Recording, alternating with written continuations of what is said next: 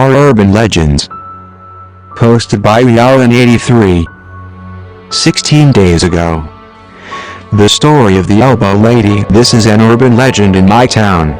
This was told to me by a group of Cherokee Indians that I used to work with on the Halloween haunted attraction. It goes like this. The sound of her boots echoed through the trees of the surrounding forest as she stomps in the direction of the town that was 12 miles away. With her cell phone raised high in the air, she internally prayed for a signal. Sadly, she was in the middle of nowhere in rural Oklahoma, and it was a complete dead zone. Taking a deep breath, she let it out with a growl as she dropped her phone by her side and continued on her way. She didn't know what she ran over, but whatever it was, it shredded her tire and it flattened almost immediately. Luckily, she didn't freak out and was able to bring the vehicle to a stop on the shoulder without too much trouble. She had recently had a flat and for some reason her jack was not in the car when she went to change the tire. Her father, being the safety conscientious dad, made sure she knew how to change a tire and her oil before she set out on her own. "You can't rely on others to do the hard stuff all the time, Tammy," he would say. She shook her head and cursed under her breath, knowing he'd be disappointed in her but wishing he was there at the same time. Peering up the road, she sees the faint glimmer of headlights sneaking through the trees from around a corner. Spirits lifting, she quickens the pace as she prepares to flag the vehicle down as its rumbling engine comes ever nearer. As the truck roared around the corner, she stepped further into the road to flag them down. She jumped up and down, waving her illuminated phone around wildly in an attempt to get their attention. The truck barreled wildly towards her, and no matter what she did, it never seemed to slow. It happened so fast. 1 second she was flailing her arms, the next she knew she was flying. She watched as her phone skidded down the road in pieces before everything went black. She blinked with blurred vision, the distorted sounds of two men arguing in panicked voices, and crunching gravel as whomever paced along the gravel shoulder. She winced as she tried to prop her face up off the rough pavement, but as she tried to move her arms, she found that they didn't respond. She was having trouble breathing, and the sound of her rattling breath scared her more. "H-H-H-H-H-H-H-E-L, he helped me," she croaked. She immediately began screaming as the rush of pain flooded her when she tried to move. She clenched her teeth, seeing red. Why didn't they stop? Why did they do this to me?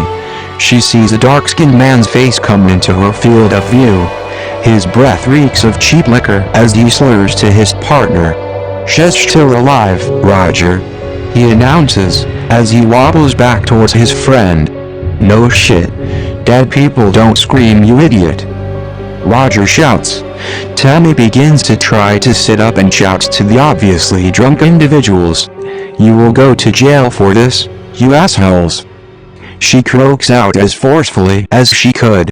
God, if she makes it out alive, she's going to make sure these fuckers never see the outside of a jail cell again. Managing to get up on her elbows, she continues to shout at the men.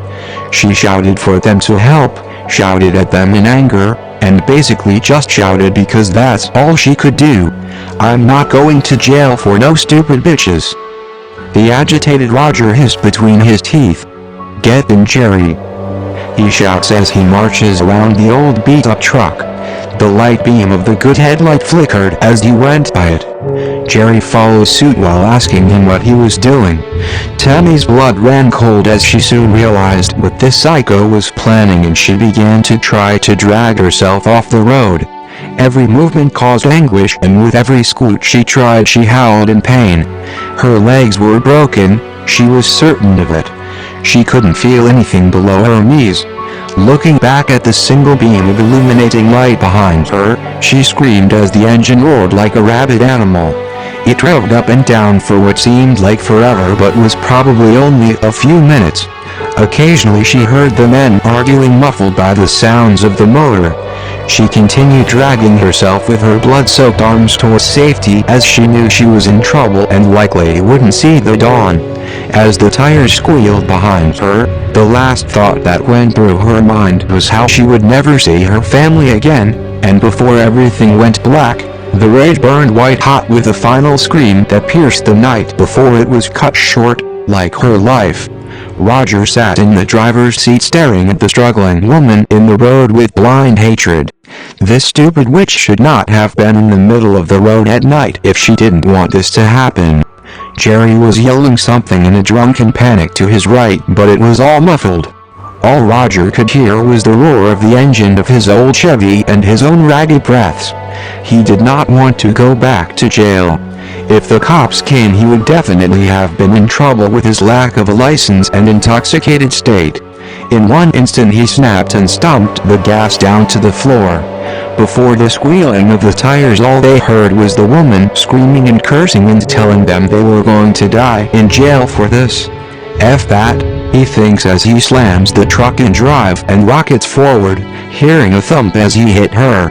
Drunk and in a vengeful panic, he slams the truck in reverse and backs over her. He then rhythmically runs over her back and forth until the only sound that was made was the snapping of bones and squishing of flesh. Backing up after the last pass, he found that the woman's legs were severed below the knee and the arms just below the elbow. She looked more like roadkill than a person. He then slammed the gas down one more time and sped off into the night. He knew he must get rid of that truck and the vehicle would cease to exist by the time first light had come up. He smiles to himself as he just knows that once this truck is dismantled in a scrap pile, he will be able to forget about this and move on with his life. In his smug sort of bliss, he didn't seem to notice the figure on all fours pounding beside his truck. As the sun peeked through the forest, it shed light on a most gruesome scene. Cops and marshals littered the roadway. There were many emergency vehicles lining the highway with their lights doing a dance of their own upon the surroundings. All of them were surrounding what was left of an old Chevy truck.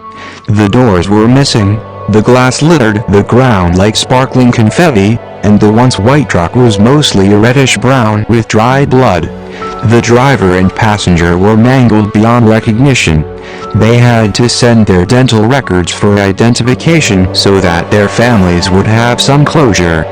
There was one peculiar thing about the scene, though. All around the truck it looked as if someone had taken sticks and drove them into the ground. There were tiny blood-splattered spots leading from the ditch to where it looked like the vehicle lost control. It was as if an animal had ran to them, only there were no animal tracks, no paw prints, no sign that any known creature had made those tracks. Upon toxicology, it was determined that the fatal wreck was caused by drunk driving. Several miles behind the gory wreck, there was a car found with a flat tire on the side of the road. The owner of the car, Tammy Wheeler, was never found. There is a bloody spot on the road a ways from the car, but with it being such a rural area, officials assumed the blood was made by an animal that was killed on the road and eaten by wildlife. Strangely, there were the same holes and bloody spots around the area, but no one could find the creature that made such a strange pattern. The vehicle was towed and collected by the family, but no one heard from Tammy Wheeler again. Not long after the incident, there had been many sightings of a creature that roamed the area. The only people that ever saw it were partygoers trying to make it home. Frightened calls would come into 911 claiming a strange creature was following them on the side of the road, only it wasn't an animal. It would try to run them off the road and the victims would scream and cry to the operators before the operator would hear the devastating sound of a car crash and the line would go dead. Every single person who called describing a strange creature on 911 would end up in a fatal car crash, and every single one would have been driving under the influence of alcohol. There have been no survivors. From the bits and pieces that emergency services can get from all the calls, the description of the creature was of a pale, black-eyed woman with a disfigured, bloody face, and red-matted long hair running beside their vehicle like an animal on four bloody stumps. The department soon dubbed this creature as the Elbow Lady. The exposed bones of the creature's stumps it ran on seemed to catch the eye of the victims before they fatally crash. Drunk driving in the area has dramatically declined. The story has gone around for generations. Do not drive drunk or the elbow lady will get you, and no one makes it out alive.